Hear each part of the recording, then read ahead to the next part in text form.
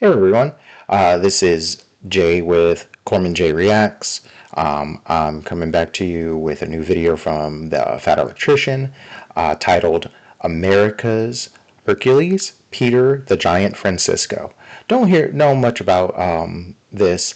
It looks like it's from the American Revolution, so that's going to be an interesting story to see about this guy who's like, if he's a giant, he must be like really, really big.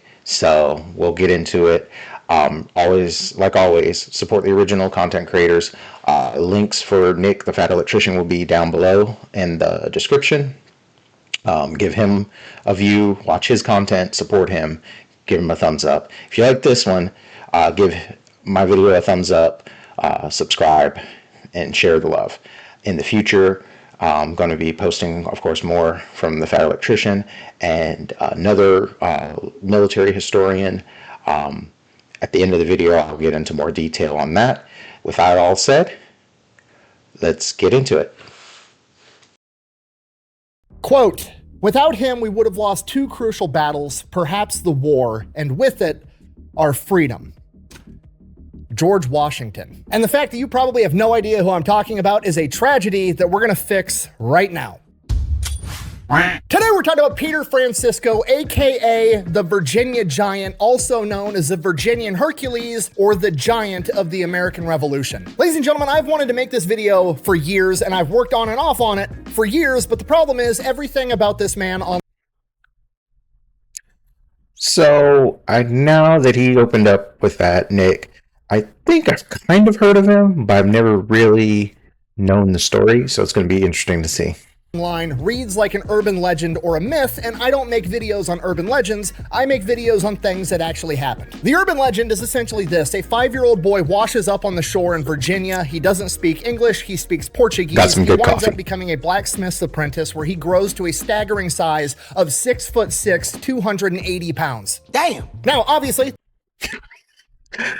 And he may or may not mention this, but that, of course, during the time of the American Revolution in the 18th century is highly, highly unusual, very tall.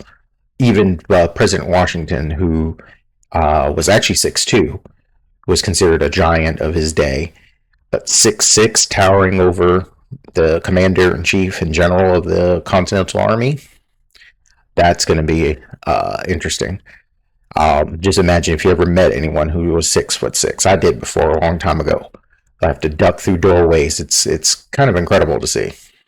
that's a large man by today's standards, but it's not like freakishly insanely big by today's standards. But you gotta remember, this is the mid 1700s. The average man is only 5'5". George Washington in this era is renowned as being a giant man. He's only 6'2", 190 pounds. This guy is 4 inches larger and 100 pounds heavier. And he has what can only be described as superhuman strength, because despite his massive size, which would imply that he's very strong, he was somehow able to lift an 1,100-pound cannon barrel onto his shoulder and carry it off the battlefield so it didn't.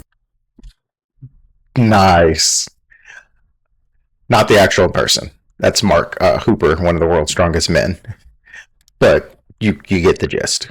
Fall into the hands of the British at the Battle of Camden. Then, according to legend, after hearing about this and seeing him on the battlefield on other occasions, George Washington himself commissioned the creation of somewhere between a 5-foot and 6-foot long broadsword for Peter Francisco that was so large and so heavy, the average man of that time couldn't even unsheath it. That's not a knife. That's a knife. Francisco then proceeded to carry that sword into battle at Guilford's courthouse and cut 11 British soldiers in half. And somewhere along the way, he once also got into a bar fight by himself against 11 British dragoons, beat all of them, and then stole their horses. And that is the legend of Peter Francisco, but I now believe that I have the full story, and to be completely intellectually honest with you, I cannot prove beyond the shadow of a doubt with hard evidence and primary sources that this is exactly how everything went down. But this is the best guess, and we're gonna get to it right after a word from our sponsor. What are you doing? Look what the Easter Bunny got me. Oh, he got you a Ninja Turtle? Yeah. You know what the Easter Bunny's tax rate is? No. It's 0. 0. Yeah. Good job. All right, you guys know the deal. Delete Me, online subscription model. Delete You give them Me. money every month. They turn around and make sure that data brokers on the internet aren't selling your personal information. A system what does like that this is actually great. do in practice? It gets rid Let of the your ad personal play. info isn't just floating around the internet for anybody to be able to buy for a couple of bucks. Okay, I know what you're thinking because I thought the same thing. I don't want to give Delete Me all my personal information either. I'm trying to get my personal information off the internet. Why would I give it to an internet company? You don't really have to give them your personal information. It's honestly kind of creepy. I gave them my name and my email address, and that was it. They came back to me a couple of days later and was like, is this your address or one of your previous addresses? It was. Is this your mom's full name? Uh-huh. Is that your dad's full name? Uh-huh. Are you related to this person? Did you go to this high school? They knew everything about me and knew exactly who I was just by me giving them my name and my email. All I had to do was answer a couple of yes or no questions as to whether or not that was in fact me, which it was, at which point they're like, cool, go ahead, pay for our subscription service. We'll go to all the data brokers where we found this information and force them to delete it. And as long as you keep being a paying member, they will continue to monitor all these data brokers for your personal information. And if these data brokers do acquire it again, they will force them to delete it again. In my opinion, it's definitely worth it. I've been using them since before they were paying me to talk about them, and I'm going to keep using them after they quit paying me to talk about them. If you want to give it a try, I'll have a link and a discount code down below. Let's get back to the video. So I don't use Delete Me, but I use a similar service. They're not sponsored. I'm going to say their name incogni, but not sponsored. Maybe in the future sponsor. But they work very similar. But all these services are really good. They help with spam calls and a lot of other things. So I've done it. As you can see, Nick recommends Delete Me. I would even endorse, go ahead and check one of those out myself or yourself. Our story begins in 1765 at the docks of City Point, Virginia. One of the men working the docks this day is a guy by the name of James Durrell. There's a big ship anchored out there, and then he sees that the whaling boat is getting rowed closer and closer to the dock, so he goes out to the dock to meet these people to see what they want. As they get closer and closer, he can start to see, okay, there's some grown men and then what appears to be a child on board. They get closer and closer. Eventually, they pull up to the dock, don't tie off or anything, just hand him a 5-year-old boy and then row away. So James is like, what the fuck? And those guys just keep rowing. So he looks down at this 5-year-old kid. The kid is in very, very nice clothes. He's got silver buckles on his shoes that are the letters P and H. Like, it's very apparent that whatever family this kid comes from, that family has money. So he looks at this 5-year-old little rich kid and is like, what is going on? Who are you? And the kid just like looks at him blankly. And then he comes to realize, okay, this kid, he doesn't speak English. So he resorts to the timeless classic. My name is James. James, what's your name? And the kid looks at him and says, Pedro Francisco. All right, Pedro Francisco. The P and H boot buckles are starting to make a little bit more sense now. We don't call people Pedro here. This is America. Your name's Peter now. Hello, Peter. From here, not really knowing what to do. Maybe somebody's coming to pick this kid up later, so he takes him up to the wharf, gets the kid fed. The whole day passes. Nobody comes to get this kid. So they get him a bed. He stays the night, and he ends up living there for weeks, and nobody's coming to get this kid. Nobody knows who he is. From here, they start theorizing. They figure out, this kid speaks Portuguese. Maybe he was kidnapped by those guys, and then they decided to back out and drop him off, or maybe they were trying to hold him for ransom, and they weren't going to pay the ransom and didn't know what to do with the kid, or maybe he was taken on as a captain's apprentice, and the captain took the money to take him on as an apprentice, but didn't actually want to train him, so he just dropped him off at a dock somewhere. We have no idea. And nobody would know for sure who this kid was or where he came from until like the 1970s. In 1971, a doctor would go to Terceira Island in the Azores island chain off of Portugal, and there he would set about figuring out who Peter or Pedro Francisco actually was. And he found that there was a Pedro Francisco born on the island in 1760 to a fairly wealthy family, and that wealthy family had a bunch of documentation on the island. They had birth certificates, death certificates for the mother, the father, the siblings, but for Pedro Francisco, there was only a birth certificate, no death certificate, no other documentation proving that he lived on that island other than that, which strongly suggests that he was kidnapped. But nobody's gonna figure that out for 200 years, and there's this kid living inside the wharf, and eventually the local authorities come by and they're like, look, this kid can't live here forever. We're gonna have to take him and put him into an orphanage. And the workers at the wharf, they've come to like this kid. He's starting to learn English. He's a nice kid. He can stay here with us. us, you don't have to ship him off to an orphanage. And the local authorities are like, absolutely not. We're not going to let a bunch of dock workers raise a kid. No. So the workers want to make sure he goes to a good home, call up somebody they know, this wealthy guy in town, a guy by the name of Judge Anthony Winston, who lives on this massive plantation right outside of town. He comes by, he visits the kid, he likes the kid, he agrees that he'll take the kid in. The judge tells the local authorities, I'm going to handle it. It's 1764. Judge says he's going to take care of it. Okay, the matter is settled. He goes to live in Hunting Tower with Judge Anthony Winston. From here, we don't know a ton about his childhood. We know that he was never an indentured servant, but we also know that he was never formally adopted. The best guess is that the judge loved him, thought of him as a son, raised him that way, but the judge's wife didn't really care for him and she wouldn't allow him to formally adopt him. So basically, Peter grows up on this plantation. Not surprised. Of course, a story like that, where you have your adoptive parent not liking you compared to the other one, it wouldn't be a hero story without some sort of struggle. Getting treated like Jon Snow from Game of Thrones. He's the bastard child that's still, the son of the king. He pretty much immediately starts growing like a weed. Allegedly, he's the size of a full-grown man by the time he's like 8 years old. And obviously, he outgrows the shoes that he showed up at the dock with. And remember, those shoes had those very ornate P and H shoe buckles on them. And the judge didn't want those to get, thrown out or him to lose them because it's the only thing he has that he showed up to America with. So the judge, as a gift to him, has them recrafted from shoe buckles into knee buckles that would go on his pants that he would wear for the rest of his life. We also know that obviously this was the 1700s. He's clearly going to end up working on this plantation, and the thing that he gravitated toward at a young age was blacksmithing, and then he would actually go out and shoe the horses. By the time he was 10, he was almost 6 feet tall, and it was said that when a horse didn't want to get shoed, he could physically hold the horse's leg and shoe it at the same time while it was resisting. We also know that he didn't really get any formal education because he wasn't able to read or write till much later in life. However, he was exceptionally intelligent because he was always hanging out with his new dad, Judge Winston, and all of his buddies. And one of those buddies that came to visit frequently was a lawyer by the name of Patrick Henry that would go on to become Peter Francisco's mentor. If you don't know, Patrick Henry is one of the biggest voices early on in the American Revolution, and Peter Francisco would follow him around from town to town while he delivered speeches, basically stoking the flames of what would become the American Revolution. And this comes to a head on March 30th, 1775, when Peter Francisco is 15 years old at St. John's Episcopal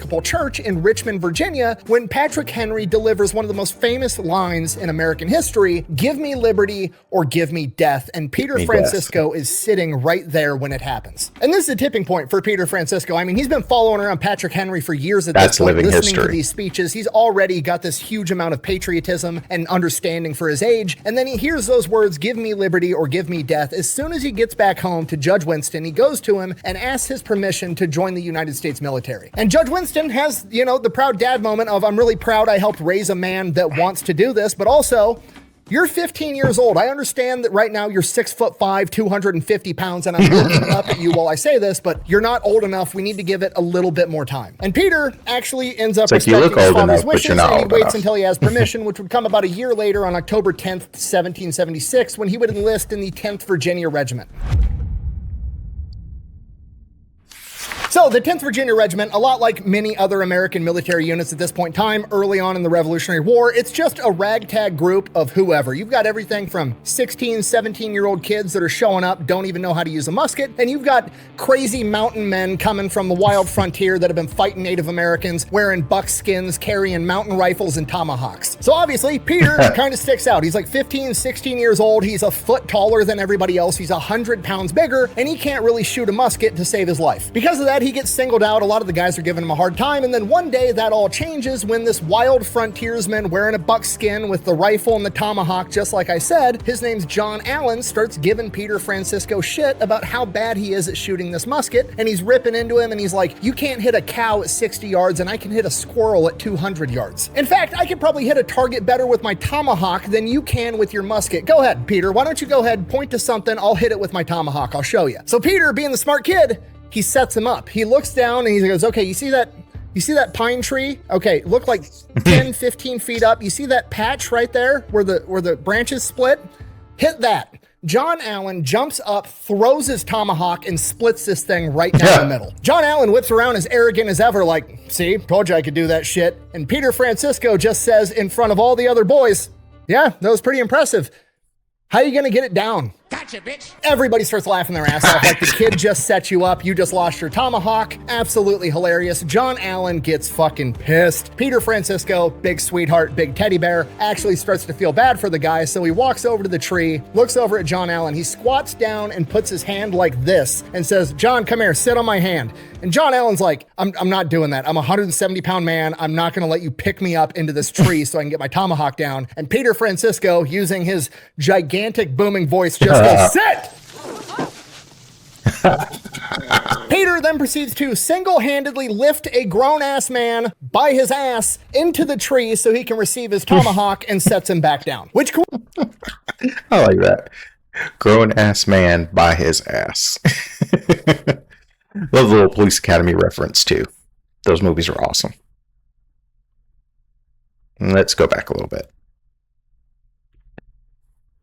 By his ass into the tree so he can receive his tomahawk and sets him back down. Which coincidentally was the last time anybody gave Peter shit. Also, him and John Allen became really good friends. Now from here, they get sent off to their first battle at the Battle of Brandywine. Basically, what's going on at the war at this point in time is the British general, General Howe, has decided he's going to take a massive British force, march south from New York to Philadelphia, the home of the revolution, and just crush the revolution right now, right out of the gate. George Washington needs to get there, get past Philadelphia, intercept him to save it so the revolution can live on. So obviously, in order to do that, he's going to have to march all of his men either past or through Philadelphia, and he opts to go through Philadelphia and stage a parade because you got to remember, there's still people that are loyal to the crown, there's people that are loyal to the revolution, and he thinks showing people, here's how many young men are willing to go off and fight for this, you should believe in them, and maybe we can actually win this war. So on August 24th, 1777, 10,000 American patriots marched through Philadelphia on their way to Brandywine Creek to stop the British, Peter Francisco included. Obviously, Peter sticks out marching through this parade, being like 18 inches taller than everybody else. Fast forward a couple of weeks, Peter's going to see his first taste of battle on September 11th, 1777 at the Battle of Brandywine. Washington's army is set up, blocking all the easy crossing points along the Brandywine River. Washington's plan here is to basically force all the British people under General Howe's command to have to march through these narrow channels to cross the river, and his army is going to light them up in this fatal funnel and win the battle. It's a solid plan. What Washington doesn't know is that a bunch of Tories, people that are still loyal to the British, have went around and then informed the British of the crossing points that aren't guarded or are very lightly guarded, and the British have exploited that to move a massive force into Washington's flank, and he doesn't know they're there. So when the battle kicks off, the Americans get flanked from where they're not expecting it by a massive force, and the American line starts to disintegrate. Very quickly, this situation goes from we're here to stop the British to we need to get the fuck out of here, otherwise we're all going to get captured and or killed, and the American Revolution is over before it's even really begun. So George, which, of course, is a lot of the theme of a lot of the early battles of the American Revolution. You know, at the time, the British are the world's best army.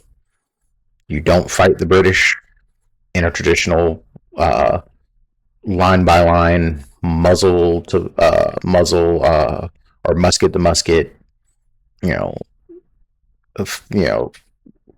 War. You don't do that. The Americans, of course, will later use a lot of under commands of the Swamp Fox, and others will use guerrilla warfare and other tactics, but you never go up against the British head on, because more times than not, you're going to lose. That's pointed out by many historians. If you even look at many of the historians that are even on here on this platform, they talk about that a lot. Washington and Marquis de Lafayette jump into action. They start organizing the retreat, and Nathaniel Greene, aka the Fighting Quaker, takes the men under his command, the men from Virginia, including Peter Francisco, and forms a new line to cover their retreat. So Peter Francisco and his guys get the order. They run out of this wood line into this open plowed field. They're going to set up a new line and cover the retreat of Washington and Marquis de Lafayette's men, and Peter elects to bring some of the wood line with him. According to the story, he picks up what is described as a medium-sized tree and carries it into the plowed field with him and lays it long ways so him and a bunch of other guys can use it for cover. So Peter and his buddies are posted up behind this tree, waiting for the order to fire. They get the order. They launch several volleys into the British line as they're approaching, and then they get the order to prepare for the bayonets. They're about to bayonet charge the British. Peter Francisco, oh shit moment, looks over to his right. There's his buddy John Allen. He can't can't mount a bayonet to his mountain rifle, so he pulls out his tomahawk. Peter Francisco looks to his left. There's his other buddy, Adams. They all stand up and get ready to hop over this tree and make the charge, and Adams takes a round directly to the chest and falls over dead. Peter, 17-year-old kind-hearted gentle giant, seeing his friend killed a foot to his left, loses his shit, hops the tree, and charges the British before the order's even given, and all the rest of the 10th Virginia follows. And Peter isn't even effectively using his bayonet, you know, like a spear. He's literally out there swinging a 6-foot-tall rifle and bayonet like it is a baseball bat, knocking British in half, and it's described as cutting men down as if it were a scythe. He ran his sword through that man as though he were nothing. Someone dies every time he swings his sword. This goes on for a little bit, and then eventually the British just kind of evaporate. The rest of the unit that they were engaging falls back to the other end of this field, and the men under Nathaniel Greene's command continue engaging the British in this shootout where they hold off long enough for the rest of the army to retreat, and it finally ends at nightfall. The American army retreats back to Chester, which is on the Delaware River. The battle did not go how they wanted, but the revolution survived to fight another day. Cutting back to Peter Francisco, after the British that he's engaging in hand-to-hand combat are all either dead or retreated, John Allen, who also survived, points out like, hey, Peter, you're bleeding from your leg. He looks down, he's got blood all over his leg. He's like, huh. He then proceeds to go to the field hospital. It is there that he finds out that he has been shot in the leg by a musket, and he is, by sheer coincidence or fate, sat down in an aid tent right next to another man who was famously shot in the leg at the Battle of Brandywine, Marquis de Lafayette. Marquis de Lafayette immediately recognizes him as like, oh, you must be the only giant fucking dude moving trees on the battlefield. That was impressive as shit. He then instructs the doctor that is helping him, and only him, to help Peter Francisco as well. Which raises a question for some of you, why does this Marquis de Lafayette guy have his own personal doctor? Well, because he's kind of fucking important. You see, Marquis de Lafayette isn't his name, it's actually his title. His real name is Gilbert Montier, and he is French nobility.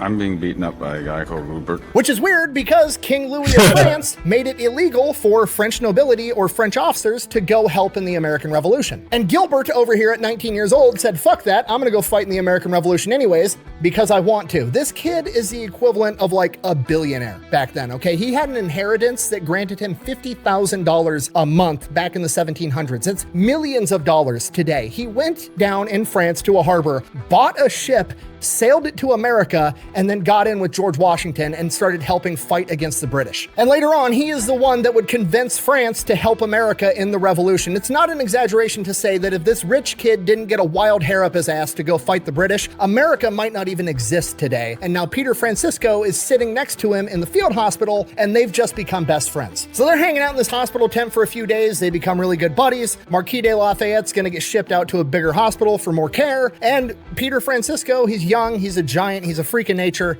He's already healed and well enough to get back on the front lines. So before they go to part ways, Marquis de Lafayette is like, hey, what do you want? What can I do for you? I want like a token of gratitude, you know, of our friendship or whatever. And Peter Francisco's kind of caught off guard, and he's like, I don't know.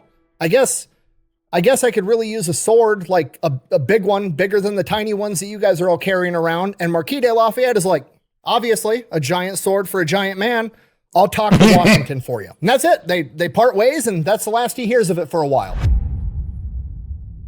Keep on fighting. From here, Peter Francisco participates at the Battle of Germantown, which would ultimately be another American loss. After that, he is detached from the 10th Virginia Regiment and reassigned to a light infantry unit that is, at this point in time, the cream of the crop, the best America has to offer, in many ways, the Special Forces Green Berets of their day. With this new unit, he sees combat at Fort Mifflin, also known as Mud Island, which would ultimately culminate in another American loss before they have to bed down for winter at Valley Forge. We have no idea of Peter's personal story at Valley Forge, but it's probably because it sucked and nobody wanted to remember it. Basically, they sat there all through winter, froze their ass off. They had very little clothing. Some guys didn't have shoes. They were all starving and afflicted with disease, and a ton of people died. Coming out of winter in Valley Forge, the war resumes, and Peter next sees combat at the Battle of Monmouth in June of 1778. Tactically speaking, this battle results in a draw, which isn't great, but up until this point, America was kind of getting their asses beat every time they met them. Now, coming out of Valley Forge, they appear to be fighting better. So that's good. As for Peter Francisco specifically, he gets shot in the leg again, which he proceeds to walk it off and go to his next battle. And that battle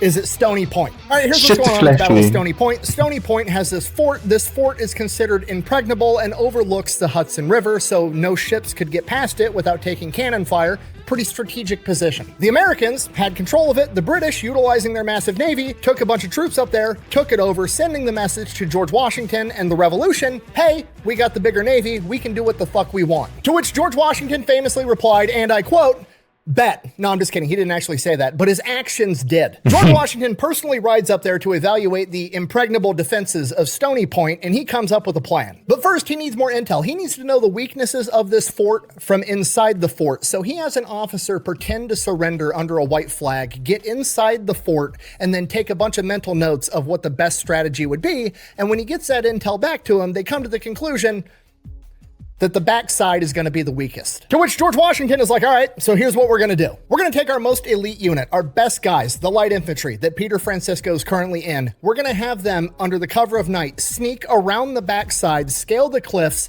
scale the wall of the fort, get in there with bayonets, and kill everybody. In order to do that, we're going to launch a distraction. I'm going to move a bunch of troops up to the fort from the land. We're going to open fire with muskets and cannons at night so I have their attention, and the guys with the bayonets are going to come up from behind them and take the entire fort. And they're not just winging this, they've thought this out. They take white pieces of paper and have all the American troops stick them in their hats. That way they can identify each other in the darkness of night. They send scouts out days before to get rid of all the stray dogs so they don't have to worry about a dog barking. Hell yeah. And the guys that are going to go around the back Get and rid scale of. the wall are ordered not to even load their muskets because they don't want to misfire. They're going to scale the wall and get straight into a knife fight. Okay, I'm speculating here, but I'm assuming Peter Francisco is pumped about being on this mission. Okay, he doesn't like the whole let's stand in a line and fire our muskets. He's not that good at shooting a rifle. He is good, however, at beating the shit out of people up and close because he's a giant. And that is why he's given a special mission within the special mission. Peter, you're going to be the one that gets to the flagpole and rips down their colors. Okay, because you got to remember, this is back in the day. This is basically a giant game of capture the flag. If I get to your flagpole, rip the colors down, and raise my colors, I win. So we're sending in Peter Francisco to take out whoever you've got guarding that flagpole. I don't know who you guys got playing goalie over there, but they're about to have a bad day. The plan kicks off on July 16th, 1779, right at midnight, when Washington has his men start opening fire on the front side of the fort. After the attack is underway and the British begin firing back, they have the British's attention. The light infantry moves around the outside, being led by Lieutenant James Gibbons. They wade through the waters of the Hudson River, then they scale the walls of the fort, and the first man over the wall is Lieutenant James Gibbons, and the man right behind him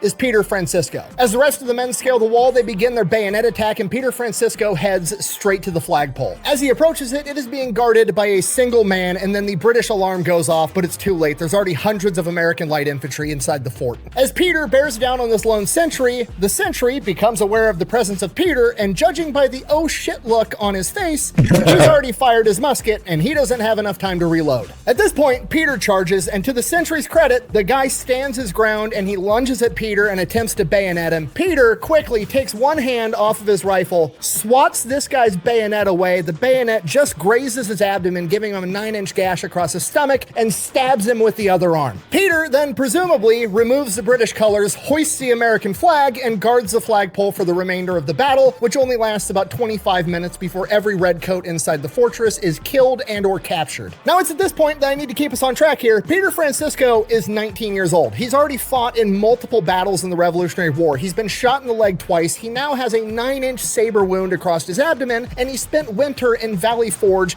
freezing and starving to death. At this point, it's probably time to take a break.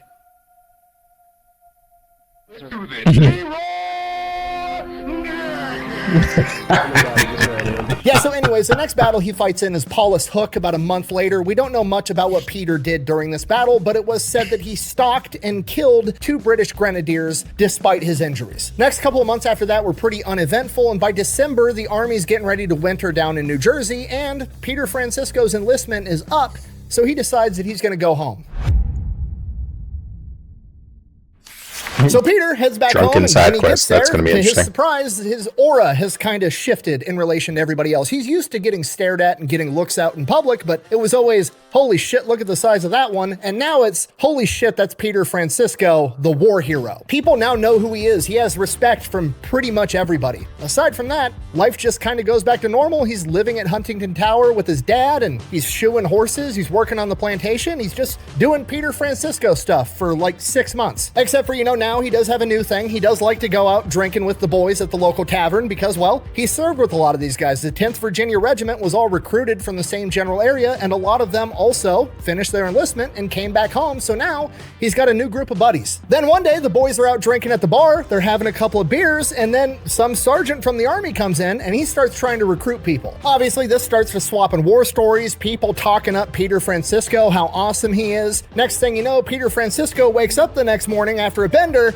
and is then informed that he got so drunk he re-enlisted in the army. And then it gets worse when he realizes that wasn't a Continental Army recruiter, that was a recruiter for the Virginia militia. Okay, I need you to understand how ridiculous this is. Peter Francisco was basically top-level Special Forces operator of his day. He was trained by Frederick von Steuben with the Light Infantry. He shared the battlefield with Marquis de Lafayette and George Washington, and he just got drunk and accidentally enlisted in the militia. This is like Rambo joining the National Guard, okay? Like, not that there's anything wrong with serving in the National Guard, it's just we weren't expecting that caliber of person to come through the doors. You know what I mean? It's like a high school football team drafting Marshawn Lynch for their running back. If you just run through somebody's face, a lot of people ain't gonna be able to take that over and over and over and over and over and over and over and over. But you know what? Judge Winston didn't raise him to be a bitch. He said he was going to do it, so he goes off and does it. So Peter shows up to the militia. He recognizes some other guys there. Like, there's some guys that have previous actual Continental Army experience, so that's good. But everybody else is just untrained, whoever Joe Blow that showed up with their own gun. Then the man in charge of the militia, Colonel William Mayo, sees Peter Francisco walking by, and he's like, oh shit, that's Peter Francisco. Hey, come here. Yeah, you're my bodyguard now. Shortly thereafter, he finds himself being the bodyguard for Colonel William Mayo at the Battle of Camden. Now, at the Battle of Camden, the Americans line up against the British. It's 2,100 Americans versus 4,000 British. The Americans have 1,500 regulars, Continental Army guys, and 600 militia. Peter Francisco and the militia are off to one side of the formation, and the battle kicks off. They're trading volleys back and forth, and the British start marching towards them. So the Virginia militia starts marching at them as well. Now, the problem here is a lot of militia at the time didn't have bayonets. All of the British have bayonets. So another volley or two gets fired back and forth, and then it becomes apparent they're about to get into a bayonet fight, and they don't have bayonets, at which point some of them turn around and start running. And then more, and then more, and then more. They're just running past Colonel Mayo and Peter Francisco. Peter Francisco and the Colonel are yelling at their guys, trying to form them back up, trying to reassure them. It's not working. These guys are running for the woodline. And very quickly, it goes from Colonel Mayo trying to get his men to stand their ground to, hey guys, can we at least bring the cannons with us, please? I mean, we're in a war. These are kind of important. They're hard to come by. We don't want to lose them to the British. We're going to need these for later. Let's grab the guns. Nobody listens. I have a feeling he's about to move those cannons. All of them, probably. They keep running for the woodline. Thinking fast, Peter Francisco evaluates the situation, looks at the gun. The horses that were pulling it are dead now, and he just kind of like walks around it real quick, then lifts it and breaks the cannon tube free from like the wheels and the yoke, and then proceeds to pick it up onto his shoulder and carry it to behind the Continental line because the Continentals are still in the fight. Now, according to legend, this cannon barrel weighed 1,100 pounds, which let's be honest here, that's not humanly possible. There's nobody on the planet that can lift 1,100 pounds. The strongest men today that are Peter Francisco's height or taller and weigh 400 pounds can barely deadlift 1,000 pounds, let alone hoist up an irregular shaped tube of metal onto their shoulder and carry it through a field. And we know this because they got together and they tried. Eddie Hall, Brian Shaw, and Robert Oberst, some of the strongest humans to ever walk the face of the planet, with the benefits of steroids and modern science, and they were unable to lift a cannon that was even 400 pounds and complete this feat. They came to the consensus that this cannon probably could have weighed somewhere between 300 and 350 pounds, which is the approximate weight of what a smaller cannon during the Revolutionary War would have weighed.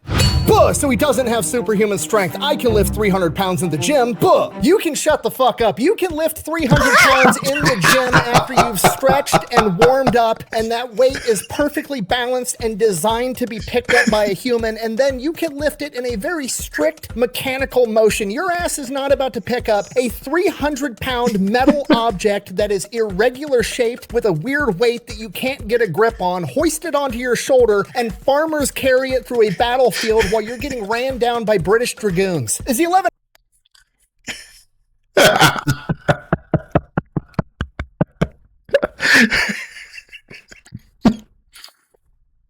How many of those people, the keyboard warriors, would probably say that? And honestly, half of them can't even lift their own body weight in that same mechanical, static, safe 21st century format. But Nick's always right with that. I'm glad he always puts those little keyboard warrior comments in. It's like, before you even jump in the comments, you're going to say this and you're wrong.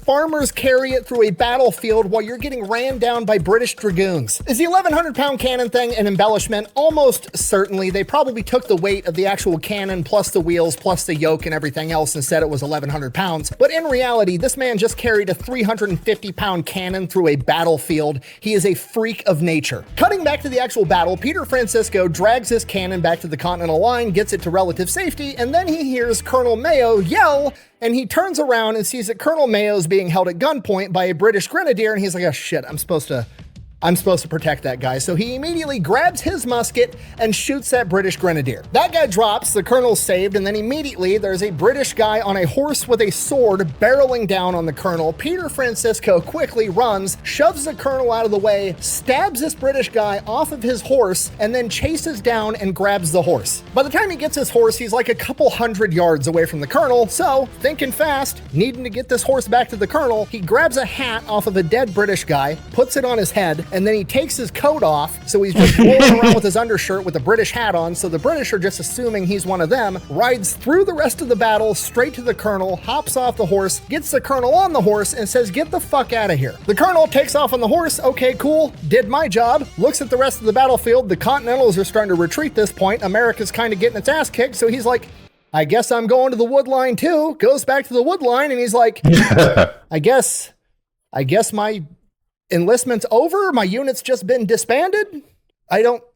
Fuck this, I'm going home. Which is exactly what he does, thus concluding one of the greatest I got drunk at a bar once with my buddies stories ever. I mean, you talk about dad lore, like, Dad, what were you like when you were younger? Oh, let me tell you, son, me and my friends got drunk at a bar once. I accidentally enlisted in the Virginia militia, found myself at the Battle of Camden, where I picked up a 350-pound cannon, carried it to safety, and then I had to spear a guy off of a horse to save the colonel. And I killed a guy with a trident. And the best part, Colonel Mayo never forgot about me saving his ass, so when he passed away in his will, he left me 1,000 acres of land and gave me this decorative sword. This is a sword that was given to Peter Francisco, a hero of the American Revolution. Nice. I wish I had that sword. So Peter Francisco goes home for a little bit, then he starts getting that itch again. He's like, man, riding that horse through the battlefield was kind of fun. Ah, fuck it, I'm gonna go re-enlist again. Now, technically, he does wind up joining the militia again, but this time it's not a new, propped-up, green militia unit that's never seen combat. This is an established militia that's been fighting for a while, and it's a cavalry unit. Buh, you said cavalry. Buh. No, I didn't. Okay, look, I talk fast, and when you talk fast, the words kind of sound similar, but I promise you, I'll put us all on the same page right now, okay? Peter Francisco will be riding a horse into battle, not the hill Jesus died on, although that would be way cooler. Now shut up. Anyways, the militia's not like on its own doing militia stuff. They're immediately going to report Imagine to him on a horse. Washington to join his cavalry, and they're going to be fighting in the next battle, so he's basically a regular. And when Francisco's unit does get to Colonel William Washington, this militia unit is oddly well-equipped. Bayonets, new guns, the whole 9 yards. And when they get asked about it, they are informed that, oh, well, Peter Francisco along the way there decided that he was going to sneak into a British outpost and steal a bunch of shit and wheel it out under the dark of night with a hog sled. So go ahead. Strategically transfer equipment to an alternate location. I need to get one of those shirts. I think I am. And add world's biggest cat burglar to this guy's resume as well. Anyways, they're like, Peter Francisco. Why do I know that name? Oh shit, we have a package for that guy. We've been trying to find him. We're supposed to give it to him. It's from George Washington. Peter has no idea what this is about, so he gets his package. It is a 5-foot-long broadsword. Yes! That's awesome! He had completely forgotten that Marquis de Lafayette was going to ask George Washington to custom make a broadsword for him to carry into battle. Apparently, Marquis de Lafayette did not forget. The sword is made, and now he has it. I wish I could show you a picture of the actual sword because I want to see it too. Unfortunately, the best I can tell, the sword was destroyed in the early 1900s in a museum fire in Virginia. But I believe it looks something like this, which would be terrifying to have a giant swing at you. How convenient. The sword just disappeared one day. It's almost like it's one big giant legend and myth. No, asshole, the sword existed, and I can prove it because we have documentation in the Virginia State Library that in 1861, Peter Francisco's grandson tried to withdraw the sword from a museum so that he could carry it into the Civil War. We also have the testimony of the people that worked at the museum that supposedly the sword wound up at that said, yeah, there was definitely a massive fucking sword here, but I haven't seen it since that fire. And if that's still not enough to persuade you, it's literally on the bronze plaque on the monument commemorating the Battle of Guilford's Courthouse, which is also known as the Peter Francisco fucking Monument. Let's read this. To Peter Francisco, a giant in stature, no shit, might and courage, who slew in this engagement 11 of the enemy with his own broadsword, rendering himself thereby perhaps the most famous private soldier of the Revolutionary War. So why would you waste time putting that in bronze if it didn't happen? Anyways, speaking of Guilford's Courthouse. All right, the Battle of Guilford's Courthouse. This is the beginning of the end of the American Revolution. What's going on at this point in time is America is just coming off of a humongous win at the Battle of Cowpens. Now, the Battle of Cowpens is a strategic masterpiece. It's my favorite battle of the American Revolution, carried out by my favorite general of the American Revolution, Daniel Morgan, who I've also done a video on, so we're not going to rehash the entire thing. The long and short of it is, Mel Gibson's character in the movie The Patriot, one of the guys that his character is based off of is Daniel Morgan, and the final battle scene of the movie is an amalgamation of the Battle of Cowpens and the Battle of Guilford's Courthouse because they essentially play out the same way. Daniel Morgan forms his guys up against Bannister Tarleton, you know, Malfoy's dad from The Patriot, and they have this battle. And during this battle, Bannister Tarleton comes to the realization that Daniel Morgan has made a critical mistake. He has militia forming up the center of his formation, which is something you should never do because the militia are the guys that are most likely to break. They're not as well trained, they're not as well equipped, and they're more likely to turn and run. And if that happens, the entire formation fractures and the battle's pretty much over. So Bannister Tarleton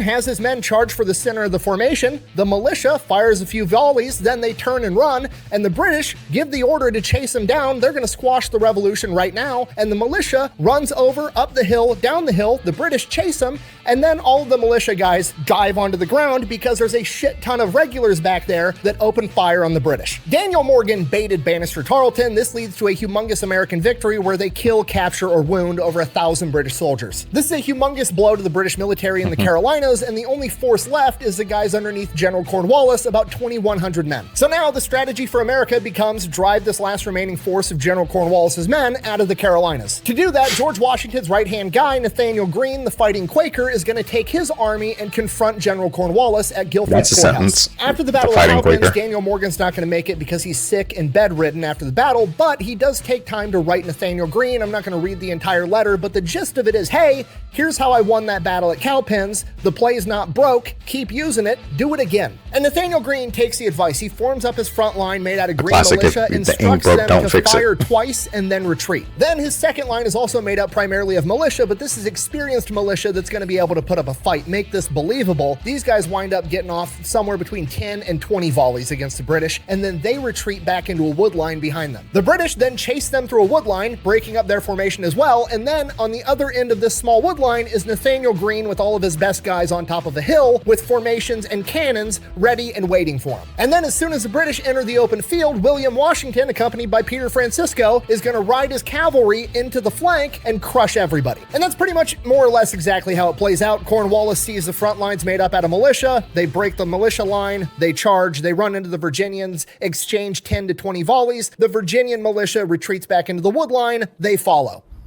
I believe I see militia forming at their center. The British come through the wood line in discombobulated formations, just as they had planned. William Washington leads his cavalry in a charge with Peter Francisco right next to him. On the first charge, Peter Francisco cuts down 2 men with his broadsword, and then a third man spears him with his bayonet through his calf, at which point Peter Francisco's like, "Ah!" And then presumably the British guy looks up and sees that there's a giant on top of this horse, and he's like, he then pulls his bayonet out of Peter's calf and turns to run. Peter wheels the horse around, chases the guy down, lifts his sword, and I will now refer to an eyewitness account as to what happened next. Oh no. Lieutenant Philip Holcombe, quote, Francisco's sword hit the soldier squarely on the head with such force that his head cleft in two, a half falling to each shoulder. The battle rages on. Peter Francisco allegedly killed. Yeah. Much like cracking an egg or splitting a watermelon. A total of 11 men with his broadsword before ultimately catching a bayonet at his knee that rides all the way up to his hip bone, flinging him from his horse. Severely wounded, he stumbles into the wood line and loses consciousness leaned up against a tree. While he's out, the Battle of Guilford's Courthouse rages on. The Americans are inflicting heavy casualties against the British, but the British aren't giving any sign that they're about to give up. So eventually Nathaniel Greene decides, we've done enough damage, I'm not going to risk the rest of my army. He retreats. Now, despite the fact that the Americans inflicted a 2-to-1 casualty rate against the British, this is still technically and tactically a loss for America because they retreated. It's understandable. But strategically, and looking at the bigger picture, this was a humongous win for America because they crippled Cornwallis's army so bad that he had to retreat back to Yorktown, which set the stage for the siege of Yorktown, which essentially was the last major battle of the American Revolution. But that's beside the point. Cutting back to Peter Francisco, who's currently dying in the wood line, he sits there for hours going in and out of consciousness, and in the hours after the battle, he's found by Quakers that take him in and nurse him back to health for weeks. Ultimately, he winds up surviving. Apparently, bacteria's even scared of this guy, but once he's well enough, he winds up walking back home over 200 miles back to Huntington Tower, Virginia. Also worth mentioning, it's said that sometime after the battle at Guilford's Courthouse and serving under William Washington recommended or offered him an officer's commission, which he refused because he couldn't read or write. This is another one of those small details that gets called out as not being true, so it casts doubt on the entire story because people are dumb and they get confused. They hear Washington, they assume George Washington. John Hancock. It's Herbie Hancock. Dude. Obviously, George Washington didn't recommend him to be an officer or he'd be an officer. It wasn't George Washington, it was William Washington, who he directly served with. However, we still don't have any primary sources to prove that that happened, but it doesn't seem that far-fetched because what we do have is that after the Battle of Guilford's Courthouse, Nathaniel Greene sent him a gift, a very decorative razor set with a different razor for every day of the week that is now on display in a museum in Greensboro. We still have that today. So, very high-ranking people in the Revolutionary military know of him and feel compelled to give him gifts. The notion that they would make him an officer isn't that far-fetched. Sorry, I'm getting sidetracked. So the Quakers patch him up and he sets off walking 200 miles back home to Virginia. So Peter Francisco's walking his happy ass back home to Virginia, and remember, this is weeks, if not months, after the Battle of Guilford's Courthouse, so a lot of the British soldiers are retreating back to Virginia, which is exactly where Peter's headed. He's by himself, he's wounded, he's got to try to not run into these guys. Everything's going fine, and then when he's in Amelia County, Virginia, he falls, he twists his knee, he's limping around. Luckily, he knows of a tavern nearby, run by a guy by the name of Ben Ward. He makes his way to the tavern, gets some food, he spends the night there, trying to let his knee rest. He is then woken up early in the morning to a sound of a bunch of horses galloping up. He looks out the window. Fuck, it's 9 British dragoons wearing green jackets, meaning that they are Bannister Tarleton's men. Remember, Bannister Tarleton, the bad guy from The Patriot, not that great of a guy. His nickname in real life was the Butcher. Peter, not really knowing what the fuck is going on and not wanting to find out, he assumes the worst. They're probably here to kill me because somebody ratted me out. So he bursts out the side door of the tavern trying to make a getaway, but there's already a dragoon there with his sword drawn, making sure nobody gets out. The dragoon tells him to stop. He stops. At this point, Peter Francisco is kind of realizing like, okay, this guy doesn't doesn't recognize me. I'm a pretty distinct guy. Like, look for the giant. That's who we're looking for. This guy apparently isn't looking for a giant. That's good news. And then right then, all the other dragoons that are still inside the tavern start hooting and hollering because they found the booze. Okay, good, perfect. They're not looking for me. They're just looting. They just want valuables. They want booze. They want whatever. They're not going to kill me. Just cooperate. Everything should be fine. It is at this point the dragoon in front of him says, "Hey, big man, do you have anything valuable, like a watch?" Peter Francisco reluctantly hands over his pocket watch. Like, that sucks. Watches are a big deal in the 1700s, but you know what? I can always buy another watch. The dragoon takes the watch, then sizes Peter up again and says, "What about those silver buckles on your knees?" All right, today we're going to talk about how we can find out and how much we can find out. Yeah, the same P and H. I was just thinking about that guy when Nick had said he didn't want to F around and find out. Today we're going to talk about how we can find out and how much we can find out. Yeah, the same P and H silver buckles that Judge Winston gave him that he had recrafted from his shoes that he had on when he showed up to America in the first place. You thought I was giving you trivial details earlier, didn't you? No, every detail matters. And now we got a problem because these buckles aren't replaceable. They're sentimental family heirlooms. You're gonna die for some chickens. Someone is. Peter Francisco immediately lunges at this poor dragoon, grabs his sword, takes it from him, and then hits him in the head, killing him instantly. The noise alerts the other dragoons inside, and within a matter of seconds, he sees a hand with a pistol coming out of the door next to him. He immediately chops that hand off. Okay, 2 down, 7 to go. At this point, the dragoons inside the tavern think that they're getting ambushed. One of them runs out the front and jumps on his horse to go back and alert the formation that he came from. Peter Francisco runs up and spears him off the horse, lifting him off the horse on his sword. By this point, he realizes the 6 remaining dragoons on the inside think they're getting ambushed, so he plays into it and he yells, "Come on, boys, they're in the tavern, let's get them." This causes the remaining dragoons to run out the back on foot, fleeing back to their formation. Not only does this buy Peter Francisco more time to get away because they're not going to make it back to their formation as fast, he now has a bunch of horses. So he lashes them all together in a straight line and takes off. Don't really remember how many. Maybe one. Tarleton's men never end up catching up to him. On his way home, he sells all but one of the horses, this big, white, beautiful horse that he jokingly names Tarleton. Later in life, he would write that this bar fight was the last favor he ever did for the British, and the bar fight itself is commemorated by a painting that now hangs in the Virginia State Capitol in Richmond. Okay, again, just to reiterate, this man has the most gangster dad lore on the planet. Like, Dad, did you ever get into a bar fight? Let me tell you something, son. When Dad gets into a bar fight, they make an oil painting to commemorate it, and they hang it in the state capitol.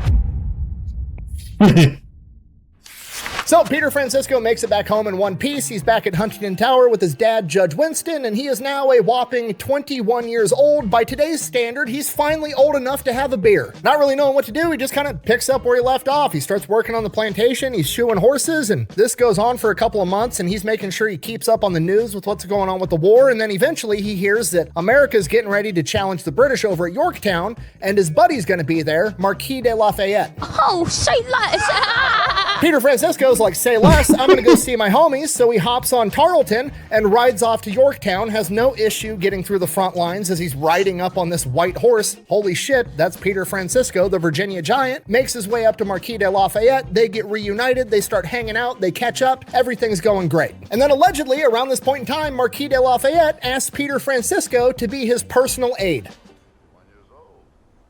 Whose car are we gonna take? Then, as the story goes, he was right there by Marquis de Lafayette for the entire Battle of Yorktown. Obviously, Marquis de Lafayette wasn't like up there fixing bayonets on the very, very front lines. He was a battlefield commander. He was, coordinating the battle, but Peter Francisco was right there with him in case anything went down. America goes on to win the Battle of Yorktown. The British surrender. America becomes its own country. And after that, Peter Francisco's like, I don't really have shit else to do, so he just kind of hangs out with Marquis de Lafayette, being part of his entourage.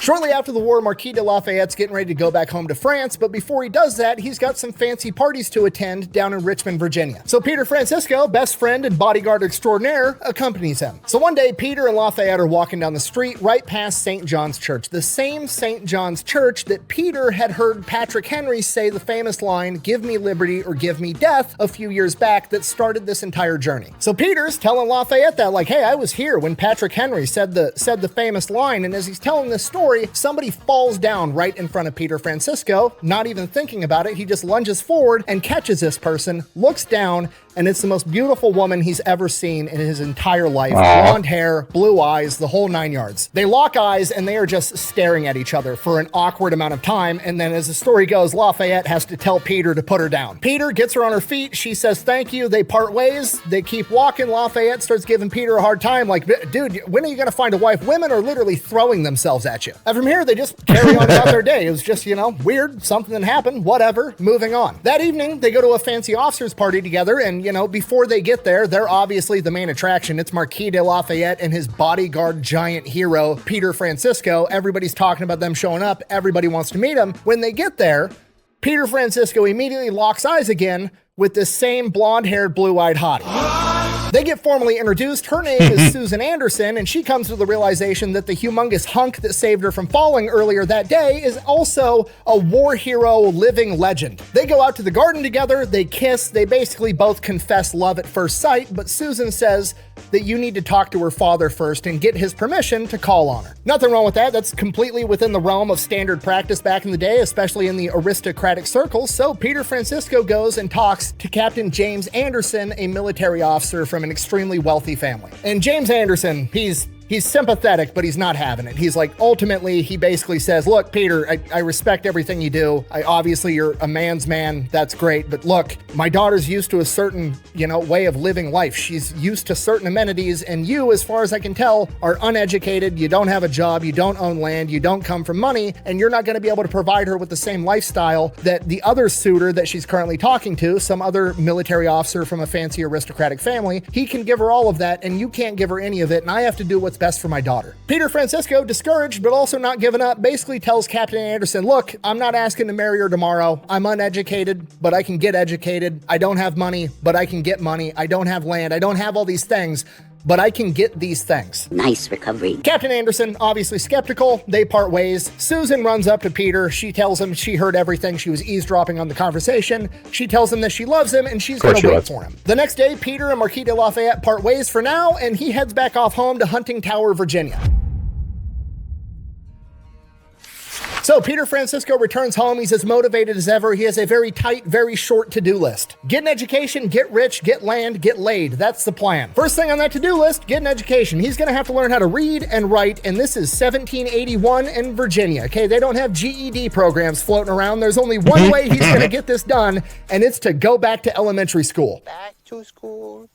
Back to school. To prove to Dad that I'm not a fool. Yes, 6'6", 280-pound Virginia giant, claymore-wielding war hero is gonna Billy Madison this shit. Luckily, his teacher, Mr. McGraw, winds up being cool as shit, and on the very first day of class, he knows how cruel and how mean little kids can be, so at the very beginning of the first day of class, he brings Peter Francisco up in front of the class and explains to the kids, like, hey, kids, this is Peter. He doesn't know how to read or write because he spent so much time in the army fighting the British, he never had time to learn, so we need to help him. Also, Peter's the strongest man in the entire army. Peter, show him how strong you are. And then he has Peter lift him up so high that his head touches the ceiling, and the kids are just blown away. Now the kids are on his side. They want to help Peter, and Peter is, in many ways, part of the gang with this group of kids. There's not much to it other than that. He goes to school for a couple of years, learns how to read and write, but there is one other story where apparently the kids would pull pranks on each other all the time, and eventually Peter Francisco decides to pull a prank of his own where he sneaks off and eats all the desserts from all the lunches by himself. Mr. McGraw knows who did it immediately because obviously there's only one person that could have physically done it. It's the 6-foot-tall giant. It wasn't one of the 8-year-olds running around elementary school. So Mr. McGraw, who's pretty good friends with Peter at this point, tells Peter in front of the class, gotta face your punishment just like everybody else. You're part of the class. And the punishment at this point in time is getting bent over a desk and whipped with a switch. To which Peter is like, come on, I'm a grown-ass man. You're not gonna whip me with a switch over the table in front of all these kids. And Mr. McGraw is like, you can take the punishment like everybody else, or you can go home. To which Peter is like, all right, whatever. And then he proceeds to get whipped with a switch just like one of the kids would in front of the whole class.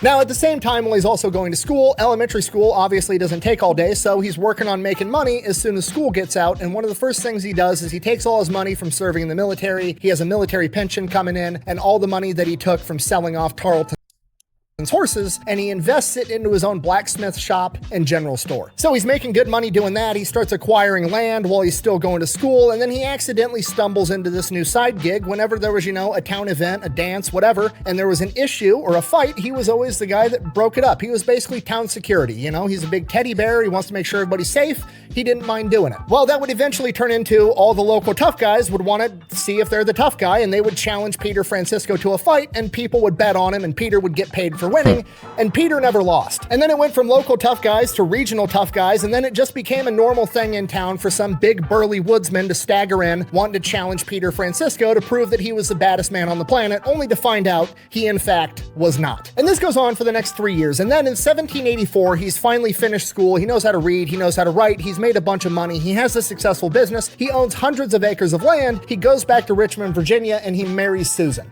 And for a brief moment, everything's perfect. They have their first 2 kids, and then everything goes tragically wrong. Their third child dies, and then shortly after that, his dad, Judge Winston, also passes away. And then shortly after that, his wife, Susan, becomes sick and also passes, and he is now a single father to 2 kids.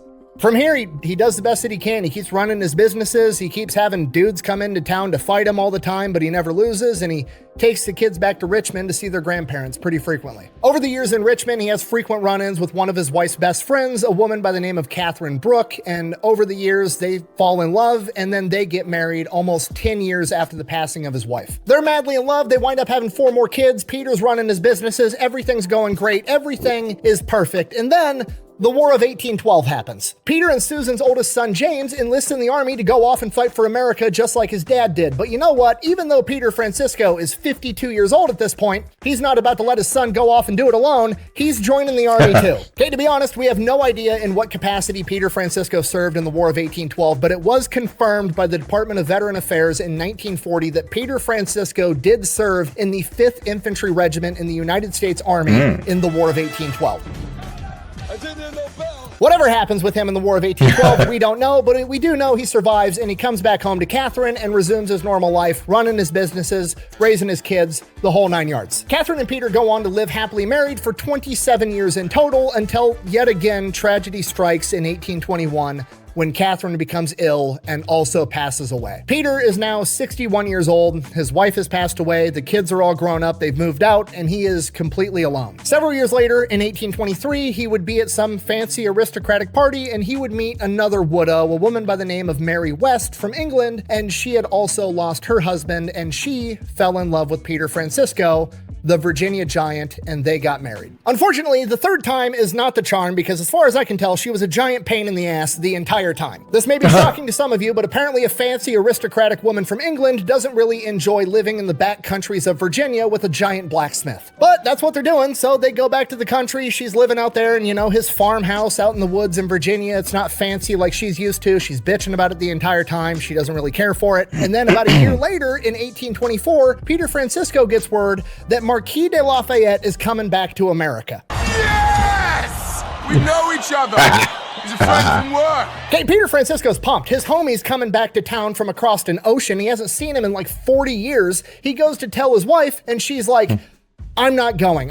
My dresses haven't been taken care of. Our carriage isn't nice enough. I can't be seen like this. I'm a wealthy woman. This would be embarrassing. I'm not going. And Peter Francisco's like, whatever, I'm fucking going to see Gilbert. So he heads off to meet Marquis de Lafayette. On the way, he lets his kids know, like, hey, I'm going to meet my buddy. This is basically your uncle if you guys want to come see him. All the kids come too, and he is reunited with Marquis de Lafayette. They have a big hug, at which point they catch up a little bit, and Marquis de Lafayette looks at his buddy, Peter Francisco, and says, I'm like doing this tour thing. We're going from like town to town, Yorktown, Richmond. They're throwing parties for me everywhere because I'm kind of an American hero. I could use a bodyguard. Again. For a week, Peter Francisco and Gilbert go to town having a fucking ball. It's a great time. And then after about a week, It's finally time to go home and patch things up with the wife Mary. Luckily, he's not coming back empty-handed. He's got good news because while he was on this week-long bender, he ran into one of his friends, a Virginia State House delegate, Charles Yancey, and Charles Yancey offered him the job as the House of Delegates Sergeant-at-Arms for the state government of Virginia. And that job comes with an apartment in the prestigious Columbia Hotel in Richmond, Virginia, the state capital. Pack your shit up. So Peter gets to come back home and is like, hey, everything you've hated for the past couple of years, it's all over. We're moving into a fancy apartment in a fancy hotel in the city capital, and you can live your, aristocratic lifestyle, and I just have to be the sergeant at arms and kick people's asses, which is what I've been doing forever anyways. And for the next 6 years, Peter Francisco, at the age of 63 years old, served as the sergeant at arms for the Virginia State House of Delegates. And you gotta remember, this is the 1800s. We're still well into the era of politicians getting riled up and beating the shit out of each other, and Peter Francisco is going to be the guy in the room that's there to settle everything down. And for the next 6 years, while Peter Francisco was a sergeant at arms, everybody was awkwardly fucking civil. Okay, he might be an old man, but he also might have one left in the tank and nobody wants to find out. In the 6 years that he was sergeant at arms, there was one occasion where the Speaker of the House had to order somebody to be removed, and that person was promptly picked up by the back of their neck and their belt line, carried out of the House and thrown out like it was the bartender from The Simpsons. He would continue to serve as the sergeant at arms until 1831, when at 71 years old, he would fall ill and eventually pass away from what doctors now believe to have been appendicitis. And that is the story of America's Hercules, the Virginia giant, Peter Francisco. Thank you for watching. Best way to support the channel is go buy some merch, maybe drink some Echelon. Links for both of those over at thefatelectrician.com. Quack bang. Quack bang. Out. I couldn't figure out how to work this into the video without breaking the whole flow, but in 1806, there was another story that Henry Clay came to visit Peter Francisco. Henry Clay is, known as the great negotiator. He's cousins to Cassius Marcellus Clay, the most gangster politician in history, famous, important guy. And Peter Francisco supposedly told him this story about how, people are always coming to fight him and he's always beating people up. Well, on one occasion in 1806, this one guy showed up and he wanted to fight Peter Francisco, and Peter just wasn't in the mood this day. He was getting tired of doing this all the time. So he just no, we're not fighting. We're not doing this. And the guy's adamant, no, you're going to fight me. And Peter's no, I'm not. And Mr. I think they called him Mr. Pamphlet in the story. And he's like, all right, well, let me feel your weight. And Peter's like, whatever, fine. So the dude picks up Peter Francisco. He's like, holy shit, you're heavy. And Peter Francisco is just over this whole situation. And he's like, you know what? Let me feel your weight. So the guy raises his arms and lets Peter Francisco pick him up. And Peter picks him up once, picks him up twice. And on the third time, he squats down, picks him up, and throws him over a 4-foot wall off of his property. That dude's still on the ground, trying to gather himself. And Peter just goes, are we done here? And the guy's like, you might as well send my horse over next. So Peter pushes this horse up against the wall. It's only a 4-foot high wall. So allegedly, he was able to push the horse up enough and over enough to topple the horse over the wall after him. And the guy's just like, I'm satisfied. I'm fucking leaving. Coming up, my final thoughts. So, another great video from Nick, the Fat Electrician. Just have a few comments. Peter Francisco, just a great story about him. All of our history, war heroes have interesting stories and pasts, and it's just really good. Figured it was the Revolutionary War to the thumbnail, but great to see the interactions. I would have loved to have, historically, he met Henry Clay, but it would have been great if he had met Cassius Clay, because that would have been awesome. Quick question for anyone in the comments. If they ever made this a movie, or even a part of a movie, who modern day actor currently, would be close to that 6'6" range? Who would you want to play Peter Francisco? I have a couple in mind. If this was the 80s, you could go with Dolph Lundgren. You could go with a bunch of others, but just put in the comments who you think. And the next video that I'll be posting soon is from Tactically Acquired. I'm actually going to do a reaction of his. It's called War Chariots, Vietnam Gun Trucks. I think Nick might have mentioned something like that before. I've heard about it, but not too much about it. So, never reacted to any of Tactically Acquired's videos. So, I'm going to put that one out, and you'll see that soon on this channel. Again, if you like this video, give it a thumbs up, subscribe, support the original content creators. They were great. I wouldn't be here without them. Great to always support each other and spread great news and information and just have a good time and entertainment. With that said, hope all y'all are going to be well. I will be back soon, and just keep loving each other, and like always, Semper Fi, carry on.